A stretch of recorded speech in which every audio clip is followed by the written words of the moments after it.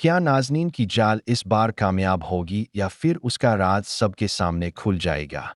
घर का माहौल उस वक्त पूरी तरह बदल जाता है जब अहमद ऐलान करता है कि अब घर के हर कमरे की तलाशी ली जाएगी।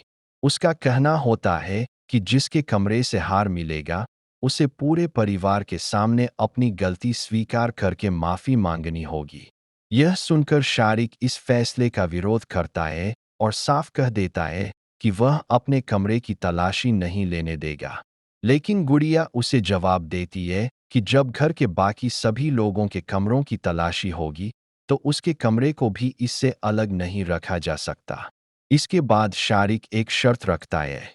वह कहता है कि अगर उसके कमरे से कुछ भी बरामद नहीं हुआ, तो गुड़िया सबके सामने हाथ जोड़कर उससे माफ़ी मांगेगी। गुड़िया बिना किसी झिझक के यह शर्त स्वीकार कर लेती है।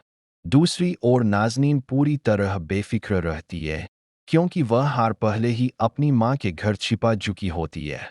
उसे पूरा भरोसा होता है कि इस बार किसी को भी उस पर शक नहीं होगा।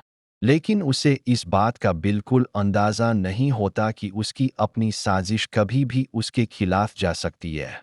उधर फ़हद लगातार आफ़िया के करीब आने की कोशिश करता रहता है, लेकिन आफ़िया साफ शब्दों में उसे मना कर देती है।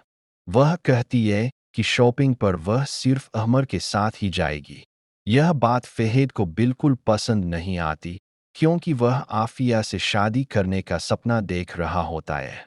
अब देखने वाली बात यह होगी कि कमरे की तलाशी के बाद असली गुनहगार सामने आएगा या फिर नाज़नीन एक बार फिर अपनी जाल में सफल हो जाएगी।